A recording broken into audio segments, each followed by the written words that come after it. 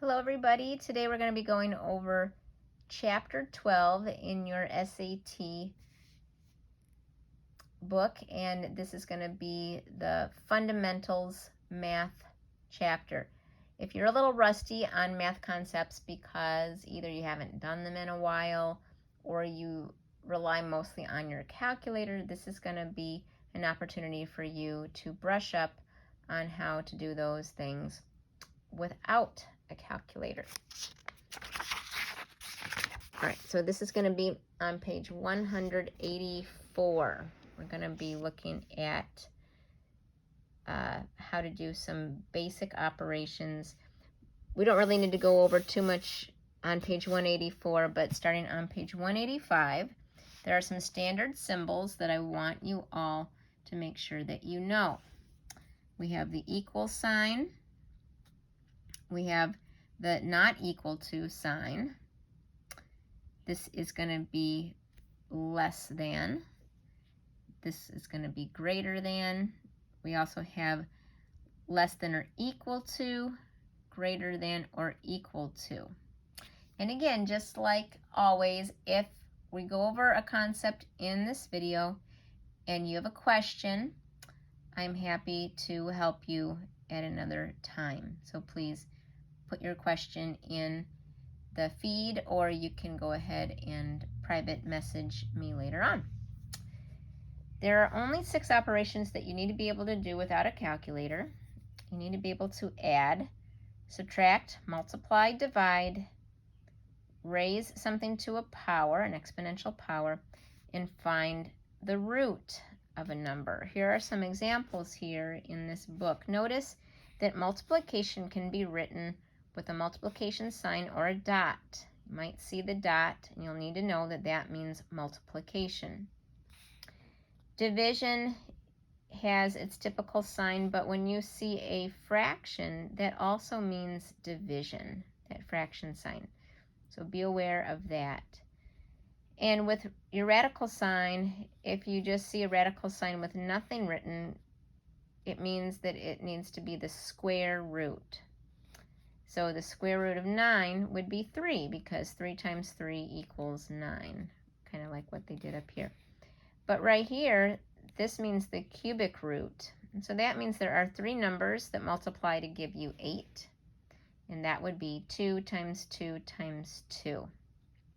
All right, your calculator will be able to do this, but since there is a section with no calculator, it is important to be able to do those in your head or on paper. There are some words for these operations that you will need to recognize. First of all, if we have the word sum or total, those are 2 words that will mean that you are supposed to add. Difference is a word that goes along with subtraction. Product is a word that goes along with multiplication. And quotient is a word that goes along with division. Exponent is the little 2 in this expression where we say it's 5 squared, and that means 5 squared is 5 times 5. All right, we're going to actually be pausing the video periodically so that we can do a couple of drills together. And the first drill you'll notice on page 186 is a drill on PEMDAS. Please excuse my dear Aunt Sally, and it stands for looking at the parentheses and solving within the parentheses first, then solving the exponents, then looking at solving for any multiplication or division before you look at addition and subtraction. And any of those functions need to be done let's see, from left to right, followed by addition, left to right. I might have said that incorrectly yesterday. I'm thinking now maybe I said right to left, and in my mind I meant left to right. So I apologize for that. That is my mistake. But hopefully you already figured that that was just me misspeaking. All right. Drill 1. Let's go ahead and try to solve some of these. I would like you to pause the video right now. And, well, actually, I'm going to pause the video right now when we work together in class. And if you are doing this on your own later on, you can pause the video yourself. But anyway, we're going to pause this right now. I'm going to give you some time to try drill 1. When we come back, we will go over the answers.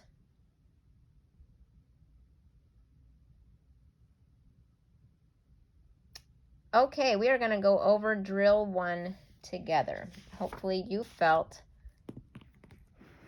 like these were doable. All right. 107 plus 109 minus 107 we have. Okay, so 109 take away 107 means that we have a 2. 107 plus 2 equals 109. I looked at what was in the parentheses first before I did the adding from left to right. Number 2, we have 7 times 5 plus 3. All right, hopefully you looked at the parentheses first. 7 times 5 is 35. 35 plus 3 is 38. Number 3, if we have 6 minus 3, and that's times that, equals, focusing on parentheses first, 6 minus 3 is going to be 3. So if I rewrite this like that, now I know that this right here is multiplication. There's no multiplication sign between these two numbers. Just knowing that this number is written right next to these parentheses, I know that this is being multiplied by this. A negative times a positive is a negative. 3 times 3 is 9. I'm going to bring down my 6, and now I have 6 minus 9. 6 minus 9 is going to give me negative 3. You could also think 9 minus 6 is 3, but we give it the sign of the greater number without any signs in front of it. 9's bigger than 6, so negative 9 means it's going to be a negative number. If you struggle with negatives, happy to help you with that. Just reach out. Number 4. 2 times, and we have brackets now, 7 minus 6 divided by 3. All right. We want to make sure that we look at what is inside of the parentheses first. 6 divided by 3 is going to be 2. And now we can look within these parentheses. 7 minus 2 is going to be a 5. Now, if there were no brackets here, we would have to look at this first because multiplication has to come before adding and subtracting. So 2 times, this was a 5. 2 times 5 equals 10.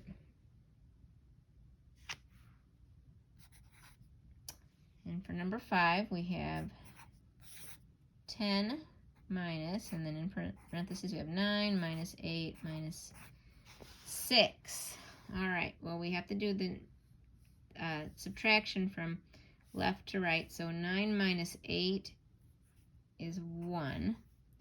1 minus 6 would be like 6 minus 1, which is 5. But we're going to give it a negative sign because the 6 is bigger than the 1. So negative 5, and it's 10 minus a negative 5. 2 negative signs next to each other cancel each other. 10 plus a 5. It's like saying I can't do that, and that would mean that you can. So they cancel each other, and we get 15.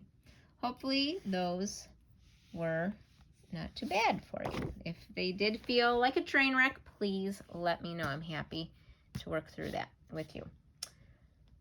Okay, we're going to talk about the distributive law next.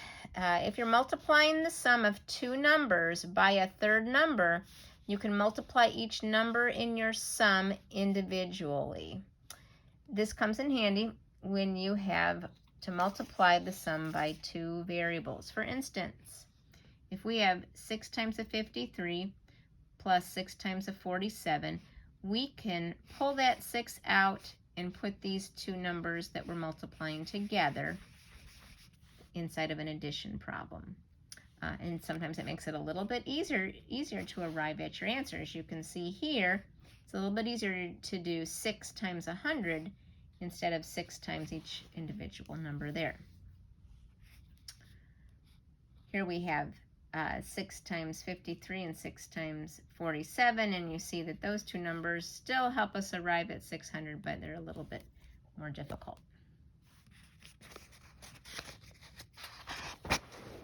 All right, we're going to attempt drill number 2 now, where we're going to work on the distributive law. I'm going to pause this video and have you try it on your own, and we'll come back in just a minute.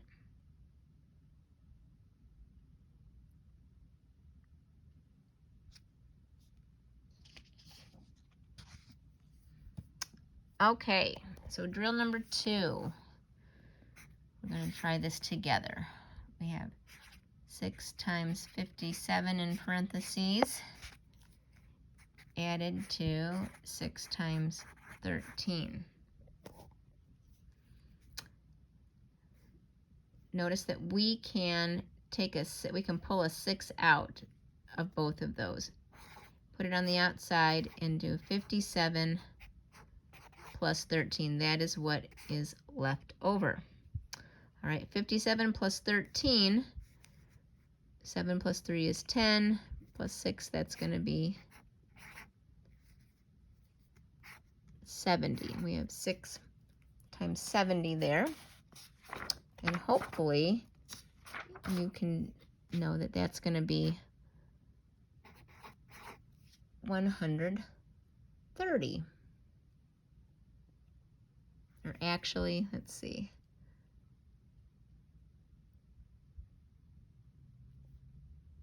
I did that completely wrong. 420. Sorry, I am thinking of something different there.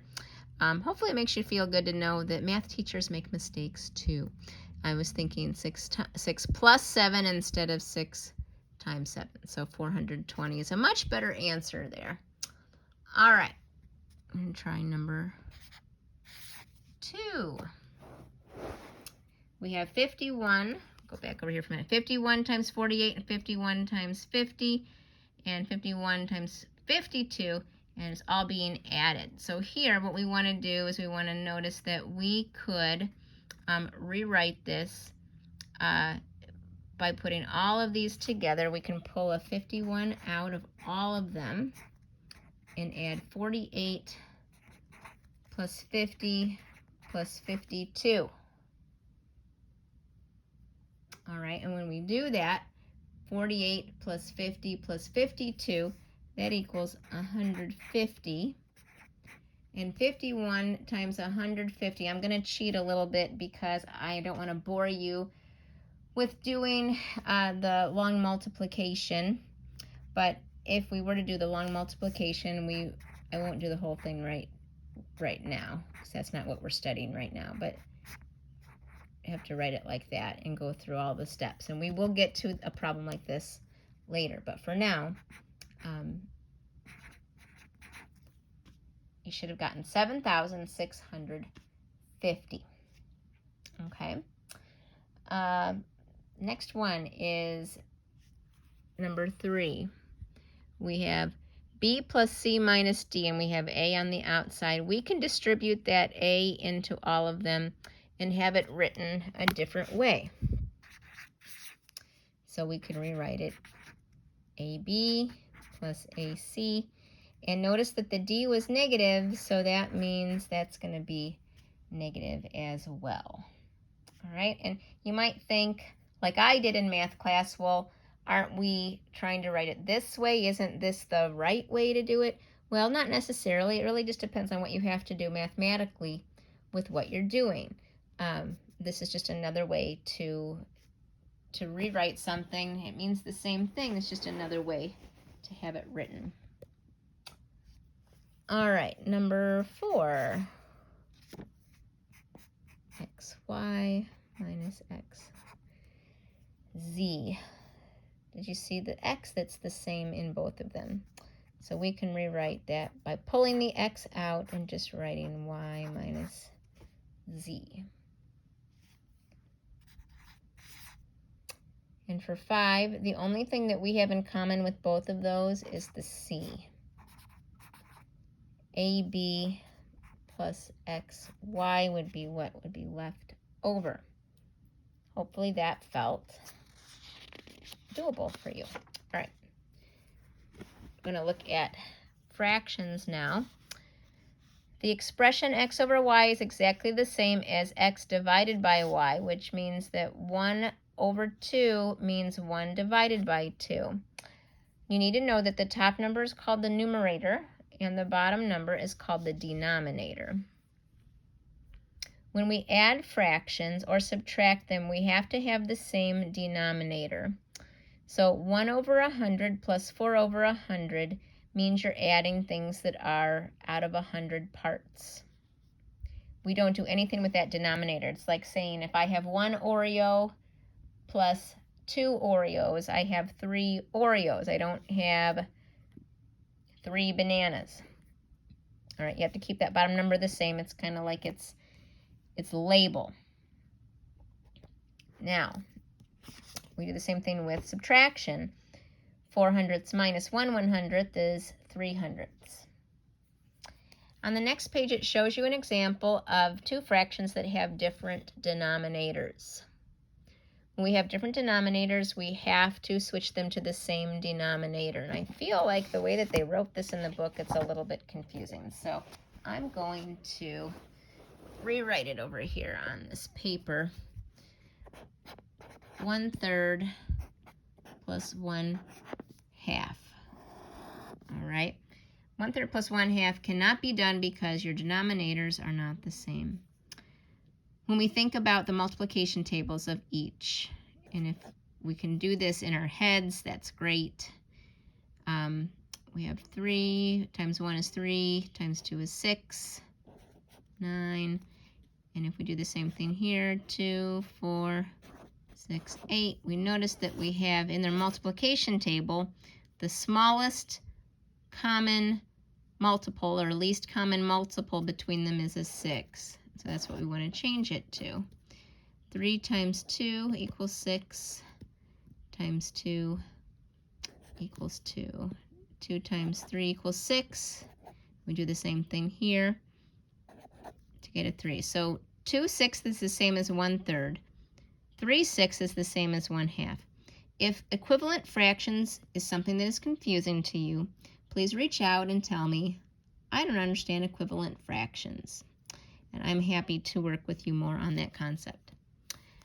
2/6 plus 3/6 is a lot easier to work with because it has the same denominator. So we do 2 plus 3, and our answer is 5/6. When we multiply fractions, we do not need to worry about having common denominators. You'll notice at the bottom of your page, on page 189, you have 4/5 times 5/6. Well, you could do 4 times 5 is 20, 5 times 6 is 30. I mean, you could do that, but there's a little bit of an easier way to handle this.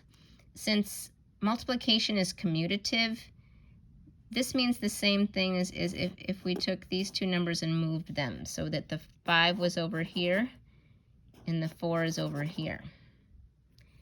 Well, 5 over 5 is just a 1, and 4/6 times 1 would just be 4/6. So it would be a little bit of an easier way to do it if we just canceled out the 5/5 and changed it to a 1. That's called cross-canceling when you do something like that. Anytime you have a fraction, 2/2, 3/3, 4/4, it just means 1 because it means a whole set. Going back to the way that this originally looked, what I would do mathematically is I would say 5 can go into itself 1 time and go into itself 1 time. I can do the same thing with 4 and 6 to make it even easier on myself. I can say that the number 2 can go into both of these. 4 divided by 2 is 2, and 6 divided by 2 is 2. So now, I'm sorry, it's 3. Getting all confused here. All right, so now we have 2 times 1 and 1 times 3. So 2/3 would be the answer for that. All right, when you are dividing fractions, take a look at page 190. Dividing fractions is a little bit different than multiplying fractions. It's important to remember what this means. If you divide a fraction, it really means that you are dividing something that's already being divided. And so it's kind of like a double negative. They kind of cancel each other out. So like if we said that we have 2 pizzas divided into halves. 2 pizzas divided into halves. Well, that would mean you had a pizza divided into a half there and a pizza divided into a half there. How many parts do you have? 1, 2, 3, 4 parts is what you have. And the way that you do that mathematically is you have to cancel out what's going on here. Dividing a division problem is really multiplying by what we call the reciprocal, and that means we take this and we flip it upside down.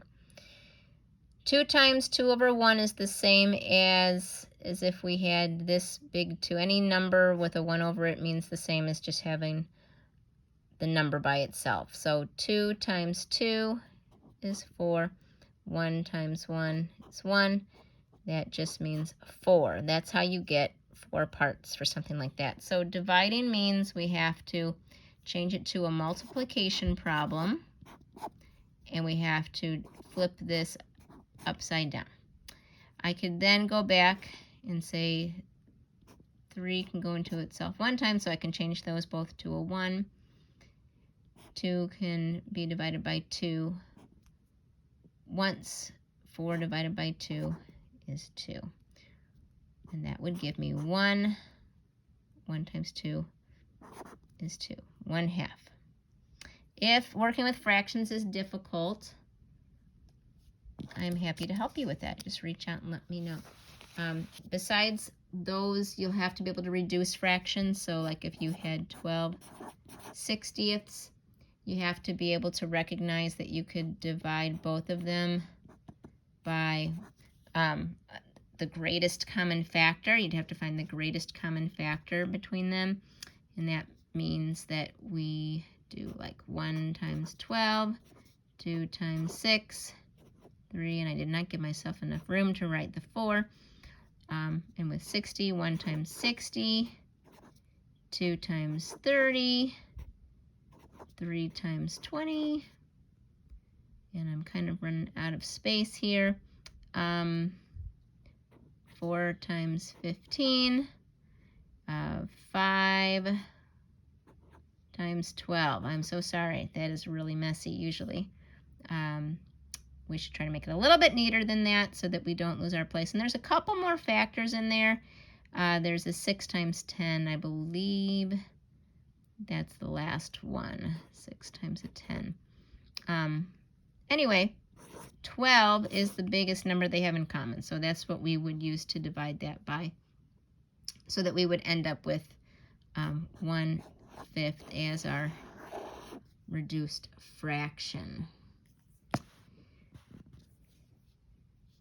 When you have what we call a mixed number, 2 3/4, we need to be able to rewrite this, because if you get this number for one of your grid in answers, you cannot write it like that. If you try to bubble in a 2 and then a 3 and then the dash and then a 4, it's going to assume that you mean 23/4, and we don't want, that would be the wrong answer because that does not mean the same thing. So want to be mindful of writing this in a few different ways. So you could take this fraction and think of that fraction as a decimal. 3/4 is the same as 0.75, and you could rewrite it like that and do math with it, or write it in as your answer. Or you could change it to an improper fraction. So the way we do that is we say 4 times 2 plus the numerator. So we multiply these two, we add this. 4 times 2 is 8, plus 3 is 11. So it would be written 11, and we bring over the denominator. The reason that works the way it does is because of this. Let's think about pizzas, all right? If we have 2 pizzas, and then we have, I'll try to write this as 3/4 of another pizza. If we're dealing with fourths, that's what we're in fourths. And you have 2 full pizzas and 3/4 of another pizza. You have 2 groups of 4, which make 8, and that's what we did there. And you have 1, 2, 3 more pieces there, which add in to give you 11. 11/4. All right, doing math with improper fractions makes the math a little bit easier, but then you do need to be able to go from this back to this. And so you would say 4 can go into 11 2 times with a remainder of 3.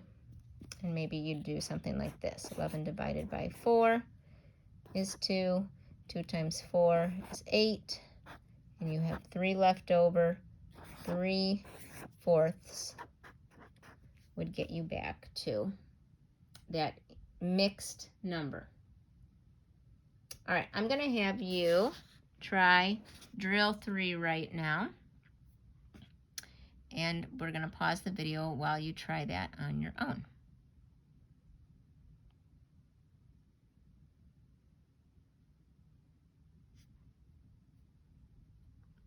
All right, we're going to come back now together to try these problems. You had to convert these to improper fractions. 8 1/3. So 3 times 8 plus 1 is 25/3. 2 3/7. 7 times 2 plus 3 is 17, and we just bring over our 7. 9 times 5 is 45, plus 4 more is 49. And then I'll just show you the last two. Number 4 is 5/2, and number 5 is 20/3. And those answers are going to be on page 210 in your book to help you if you want to look those over later on. All right, fractions can act in peculiar ways. It talks about how as you multiply, usually your number gets bigger, but with fractions it gets smaller. It does the opposite. And 1/8 is less than 1/2, even though if you just had an 8 and a 2, you would say that the 8 is bigger. It all has to do with how the number is broken up. And if you have it broken up more ways, the part that you're talking about is smaller. All right. We're going to look at drill number 4. Drill number 4 is going to be lots of different fractional things. So go ahead and try this on your own, and we will come back in another minute.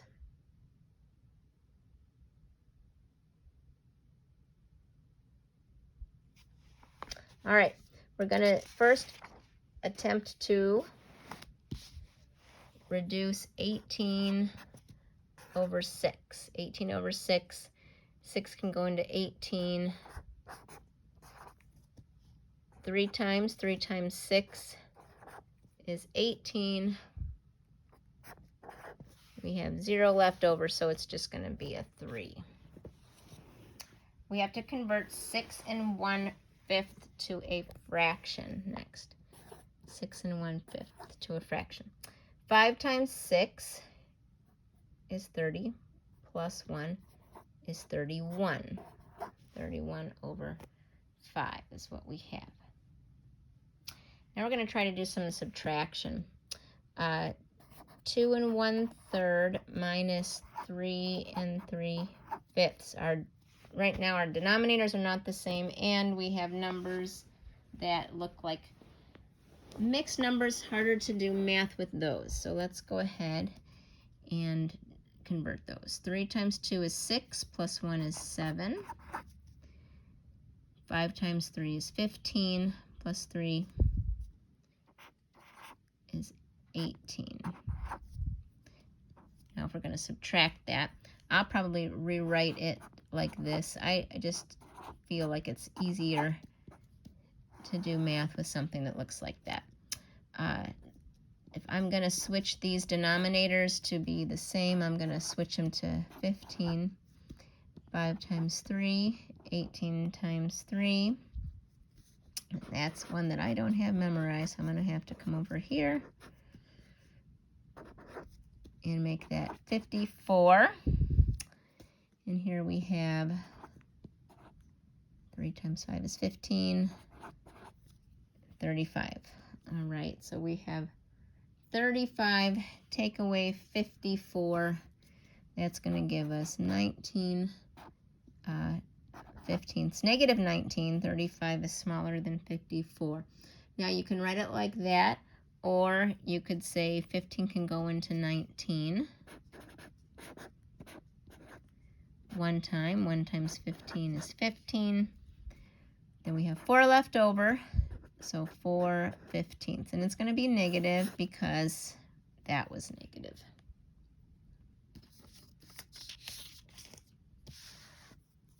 All right, next we have 5 over 18 times 6 over 25. We're going to multiply these, but to make that multiplication easier, I'm going to cross cancel first because it just makes the math easier. If you don't understand cross canceling, let me know. We can work on that together. And we do 1 times 1, and we do 3 times 5. All right, division. We cannot divide. I mean, we could, but it would be hard to get an actual whole number if we did 3 divided by 7. There's not a number for 3 divided by 7, so instead I'm going to switch it to multiplication and flip that. I don't want to do 3 divided by 7 and 4 divided by 8. I'd rather do 3 times 8 and 4 times 7. And also, I can do some cross canceling. 4 goes into itself once, 4 goes into 8 twice. 3 times 2 is 6. 1 times 7 is 7, and that is in lowest terms. Notice that the way number 6 is written is a little bit confusing. We have a fraction within a fraction. That just means 2/5 divided by 5, which means that I'm going to change this to 2/5 times, and I'm going to flip the 5. This is an understood 1 under here, so I'm going to flip it to 1/5. And there's nothing I can really cancel, so I'm going to end up with 2/25 as an answer. And we'll do the same thing to number 7. 1/3 divided by 3/4 is what we could rewrite it as. And I will change it to a multiplication problem and flip it. There's really nothing to cross cancel, so I'll do 4 times 1, 3 times 3, and that will be in its reduced form. Reach out if you want to work on fractions.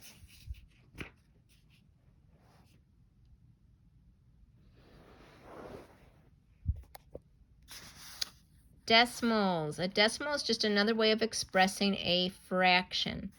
So 3 divided by 5 is actually can be written as a decimal. I'm going to show you how to do that. All right. Just like with other fractions that we were doing, we can say that 3/5 could be written like a division problem. We can't do 3 divided by 5, so we put a decimal and a 0, which really doesn't change the fact that that's a 3, but now it allows us to look at this as a 30. I'll bring my decimal up here, and I'll think of this as a 30 divided by 5. 30 divided by 5 is 6. 6 times 5 is 30, and we'd have 0 left over. Manipulating decimals is easy with a calculator, but with actually having to do math with them, it's a little bit harder. So for drill 5, we're going to do this together. And you know what? They don't actually have an addition one, so we're going to try an addition one first. We're going to skip over to number 4, which is 0.71 minus 3.6. Whenever you're adding or subtracting decimals, you want to make sure that your decimals line up. Your place values have to line up. Wherever you're missing a number, you can throw in a 0 to make it a little bit easier. And then we can bring the decimal down. 1 minus 0, 7 minus 6, and 0 minus 3 is negative 3.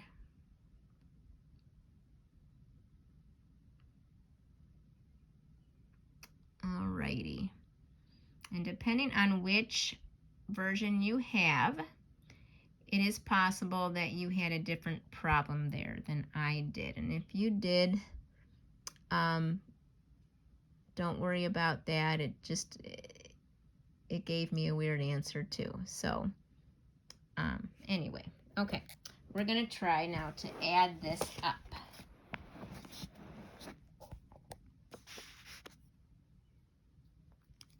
If I had 0.71, and let's see, we'll add 3.6 this time. And I'll just put my zeros in. Now I'm going to add it up. 1 plus 0 is 1. 7 plus 6 is going to be 13. Carry the 1. Bring your decimal down. 1 plus 3 is 4. This one is not in your book. I just threw it in there because I wanted to make sure that you saw an example of how to add and subtract with decimals.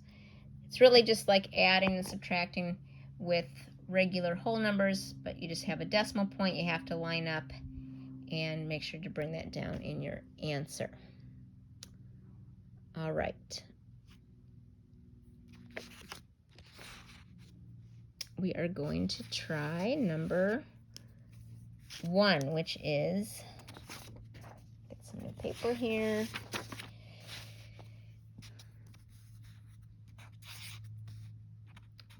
.43 times 0.87. All right. Just as if we were doing this without any decimal points, we would go through this same process. We would start here with the ones column. 7 times 3 is 21. 7 times 4 is 28, plus 2 is 29. We put our place value marker when we go over to this. Cross that off. We don't need it anymore. Oh, you know what? 28 plus 2 is 30. I am so sorry. 30. All right. Now we have 8 times 3 is 24. 8 times 4 is 32, 33, 34. Now we're just going to add our partial products. 4, 7, and 3. And then what we would do with that is count up how many numbers we had after the decimal. 4 numbers all together up here after the decimal, so that means 1, 2, 3, 4.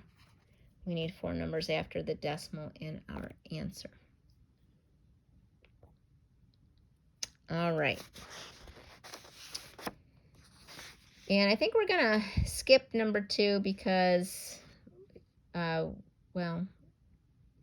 yeah, we can still practice here with number 3. Number 3 is 3.72 divided by 0.02. When you are dividing with decimals, you want to make sure that you don't have any decimals in this number here.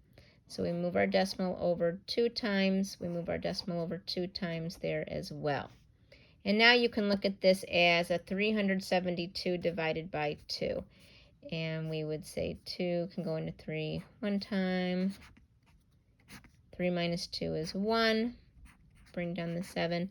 17 divided by 2 is 6, 7, 8, right? 8 times 2 is 16. That's as close as we can get. 1 left over. Bring down the 2.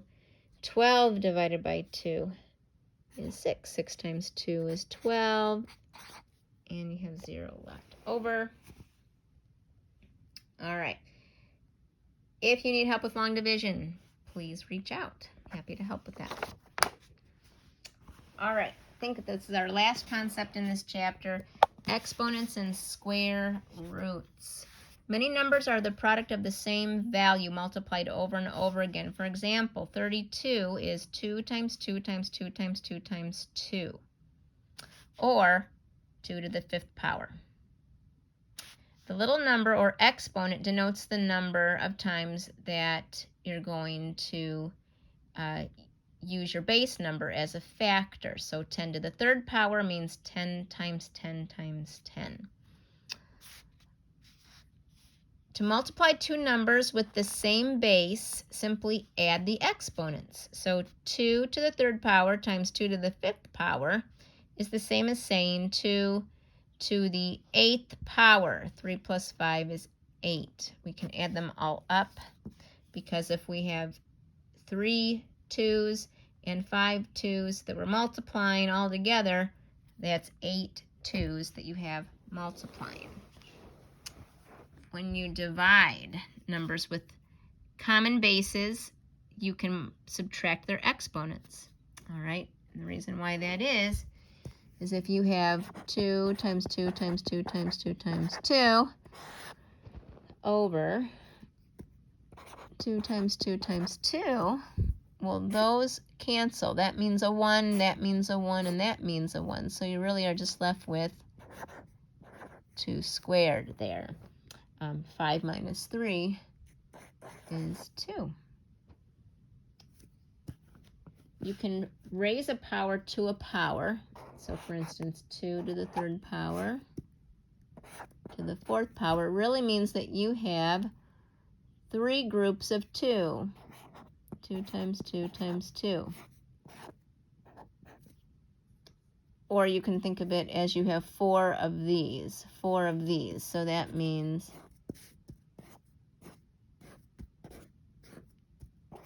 2 times 2, whoops, times 2, 2 times 2 times 2, 2 times 2 times 2. This is tedious, that's why my handwriting is getting bad. But look how many 2's you have. You have 12 of them all together, and an easier way to arrive at that is just to remember that you multiply those 2 numbers together to get 2 to the 12th power. Easier way to remember it is this little acronym, MADSPIM. When you multiply common bases, you add the exponents. When you divide common bases, you subtract the exponents. And when you raise to a power, you multiply the exponents.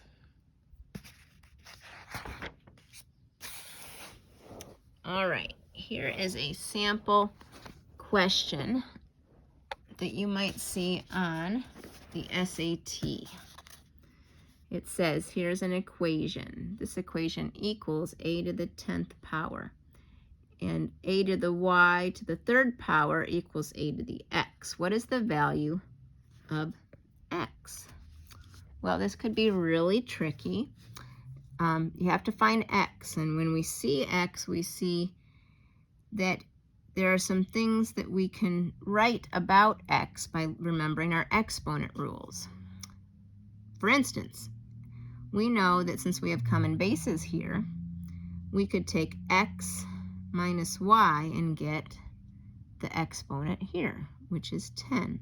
So I'm going to write that over to the side. X minus y equals 10. Another thing that we can arrive at is that when we take y times 3, we should get x. So y times 3 gives us x. I might even write it 3y equals x. It's the same thing. I can use a rule called substitution by looking back at this up here and saying, well, if I wanted to figure out what x was, I would need to do some substituting. And since I know that x is the same thing as 3y, I might look up here and throw a 3y in for the x and do some solving. So instead of writing an x here, I'll write 3y minus y equals 10. All right, I'm just substituting in what this is for this. Well, I could then say, well, 2y, 3y minus y is 2y equals 10. And if I divide that out and get y by itself, I have that y equals 5. If I go back here and look at either one of these and plug in a 5 for a y, I can arrive at what x is. So x minus y, I'll put in a 5 here for the y, equals 10. Well, that would have to be 15 for that one. All right, even though these might seem tricky, use your rules and just do one step at a time.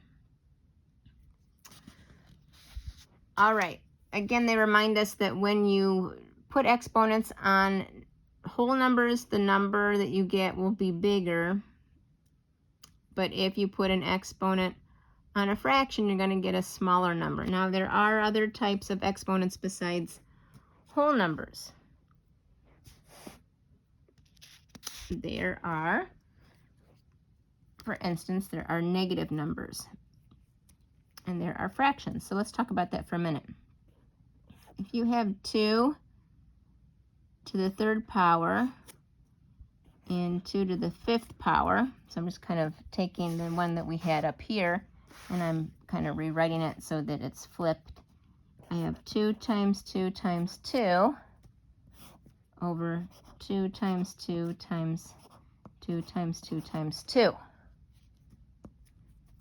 These all cancel, and my 2's are left here in the denominator. So I have 1 over 2 squared. Or if I used my rule of subtracting, I would say 3 minus 5, that would be a negative number. 3 minus 5 is negative 2.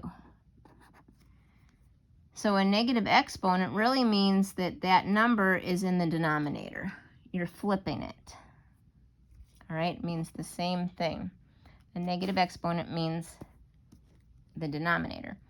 And when you see like 4 to the 1/2 or 8 to the 1/3 power, that means that you are taking the 4 to the exponent, the numerator is the exponent, and the denominator is going to be a radical. Same thing here, 8 to the 1st power, and your 3 comes out there. So what this really means is the square root of 4. Square root of 4 is 2. And this really means the cubic root of 8. The cubic root of 8 is 2. All right. I kind of went over a little bit of this already, but in your book it talks about the square root sign. It's also called a radical. It has some other information about radicals here. For instance, if you have two numbers that are multiplied, you can put them all under the same radical sign. So square root of 3 times the square root of 12 can be the square root of 3 times 12, which is 36, all under the radical. And it's a lot easier to solve it that way. Here, if you have the square root of x over y, you can put them under their own radical sign. So here we have 5 over 4, but we could make that the square root of 5 over the square root of 4. And the square root of 4 can simplify to just a 2. All right. The square root of x equals a positive root only. For example, the square root of 16 is going to be a positive 4. On your test, you're not going to have to worry about suggesting that that's going to be a negative 4. Okay.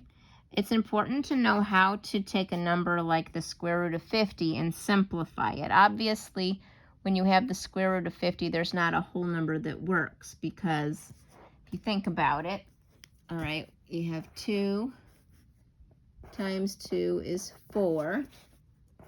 3 times 3 is 9. And if you did that, 4 times 4 equals 16. 5 times 5 is 25. And you kept writing those out, there's numbers in between that you'll never get. So like 5, 6, 7, and 8, or 10, 11, 12. There's lots of numbers in between that don't have a whole number square root. So if you get something like the square root of 50, that's not going to be a whole number. You have to break it up and think about it like the square root of 25 times the square root of 2. And then that would cancel to be square root of 25 is just a 5. All right, so if you ever struggle with having to do this in your head on paper, even if you had your calculator, you can't do something like this on a calculator. So please let me know if you want some help with simplifying radicals. That's what this is called, simplifying radicals.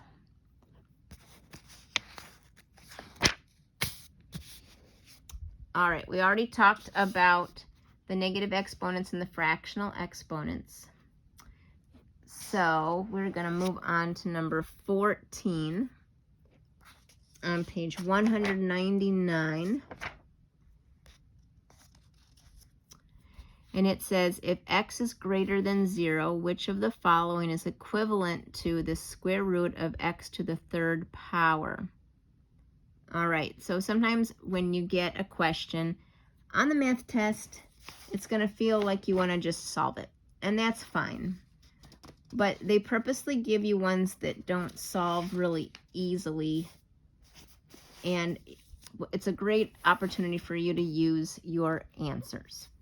So even though you probably are looking at this and saying, okay, well, the square root of x to the 3rd power, that is going to be x to the 1/3. X to the 1/3. Well, looking at those answers, nothing says x to the 1/3. And then it might feel like you need to pick none as the correct answer. But I'm going to encourage you to look at your answers and try to work backwards. So if we have something like this for Roman numeral number 1, this would be tempting to think that maybe it's the right answer. The problem is that we cannot add common bases, and we can't do anything with their exponents. It's only when we're multiplying. If this said x times x to the 1/2, we could then remember that there's an understood 1 there and say 1 plus 1/2. But still, that wouldn't give us, and I'm sorry, it's not x to the 1/3. See, look at all these mistakes I'm making. This should make you feel really good because you can make mistakes too and still do really good in math. All right, I wrote that upside down. It's 3/2 because this 3 is your numerator, and we know that this is the square root symbol. All right, so apologize for that. But anyway, this is what we're trying to arrive at, and still we don't have that written anywhere on our paper. So it might feel tempting to pick Roman numeral 1 because if you add 1 plus 1/2, you would get 3/2. But because of this addition sign, that is not going to be one of your answers. When we come back and look at the choices here, I want you to notice that Roman numeral 1 cannot be part of the answer, so we can utilize process of elimination. And we can eliminate anything that includes Roman numeral 1, like B and D. We'd eliminate both of those because we don't want Roman numeral 1 in our answer. Remember your rule for exponents. Can we multiply 3 times 1/2 and get 3/2? And the answer is yes, we can. The only answer choice down here then, which is left with 2 as being a possibility, would be C. And we don't even need to busy ourselves with figuring out number 3. But if you did, you would do 2 take away 1/2 would indeed give you the exponent that you need. So that would be correct.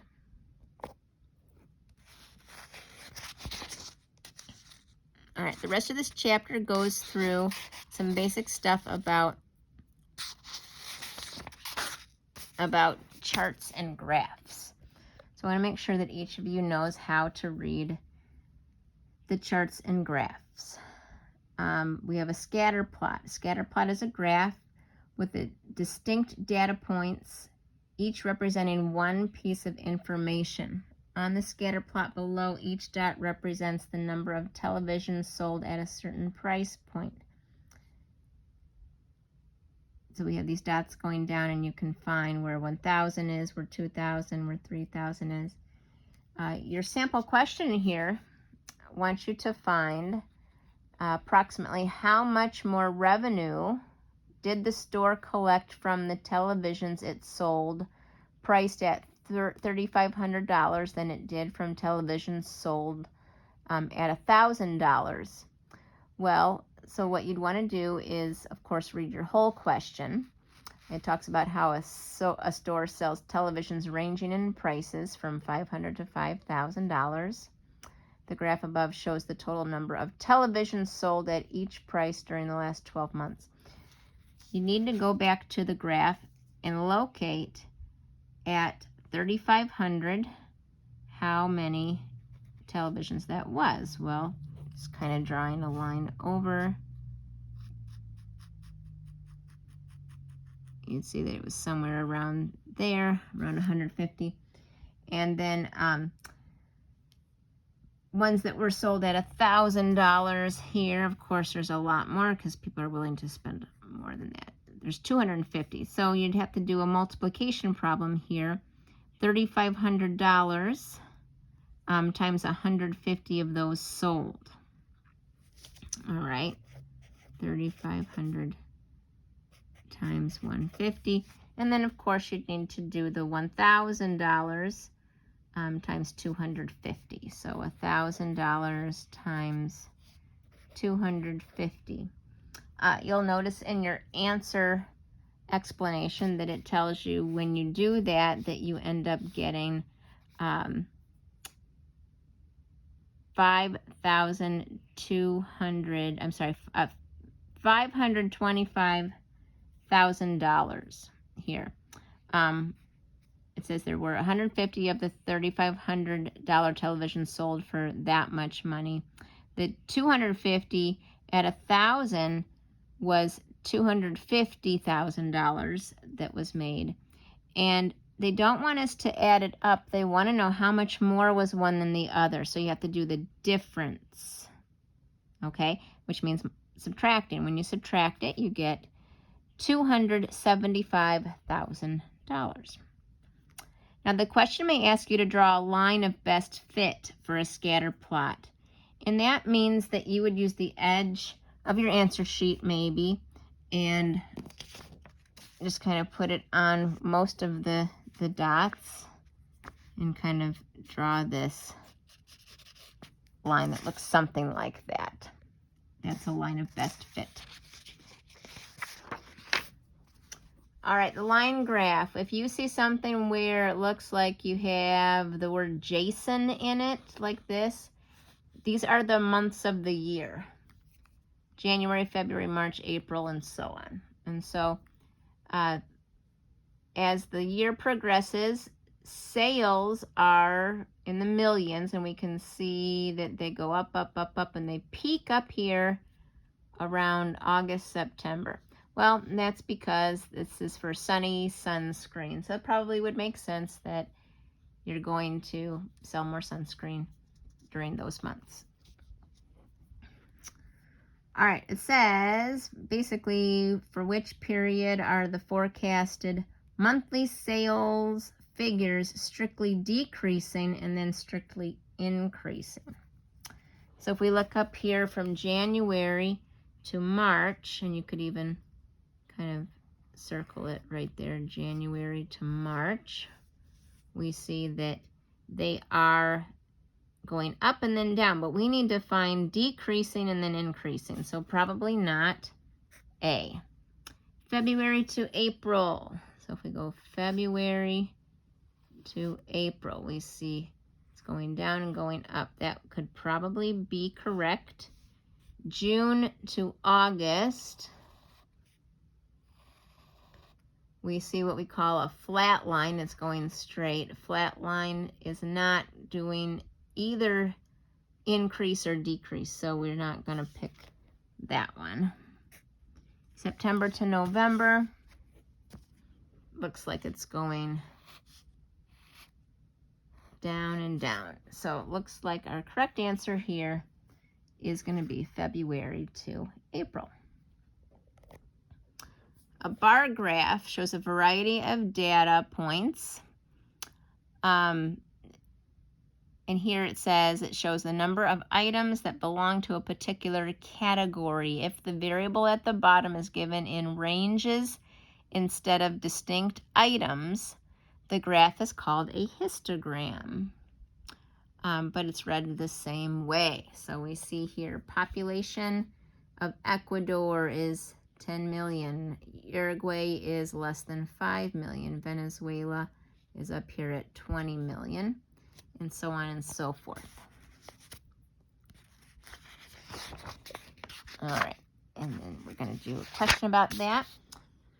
Here it says the population of the 5 countries is shown, and population density is found by taking population and putting it over the area. That gives you a ratio. We'll talk about ratios on another day, but the ratio of population over the area. It says that the area of Paraguay is 400,000 square kilometers. What is the population density of Paraguay? Well, when you look back at your histogram, you need to find the population of Paraguay. And we come over here and we see that it is 5 million people. 5 million people, over 400,000 square kilometers is what we would write. And since this is a calculator question, you can put that in your calculator. 5 million divided by 400,000 is going to give you 12.5 as a decimal.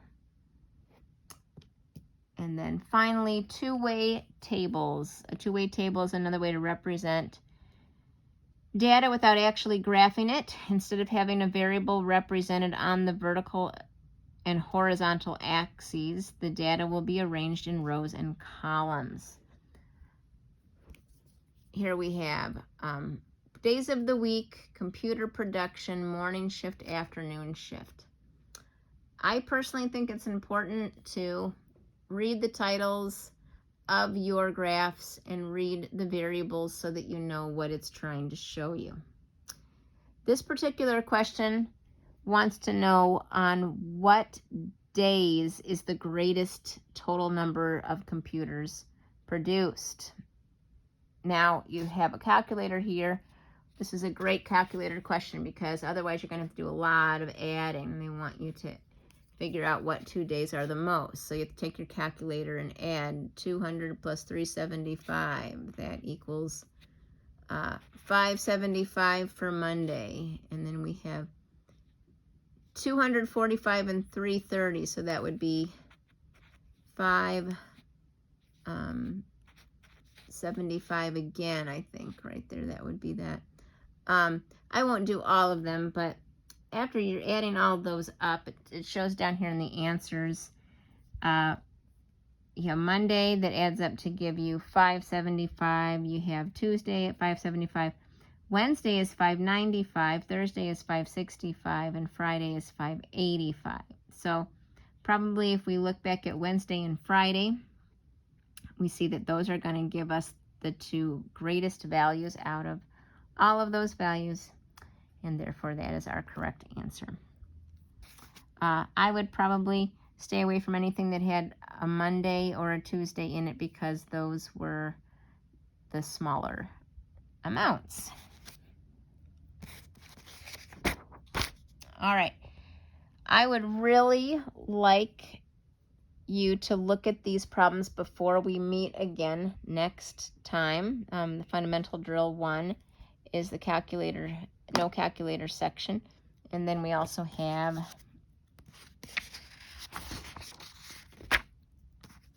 the next page. My pages are sticking to each other. We also have the fundamental drill calculator permitted section. We are going to look at these together in class, but in case we don't have a lot of time to go over them together in class, it would be good for you to look them over. The answers are probably not going to be, well, actually, yeah, they're right here. Fundamental drill 1 and fundamental drill 2 are going to be on page 211, and that will give you the detailed answers on how to do these. I know this was a long chapter, but it's a very important chapter. Make sure you know all of the facts that we went over today, and please reach out if there's anything that you feel rusty on.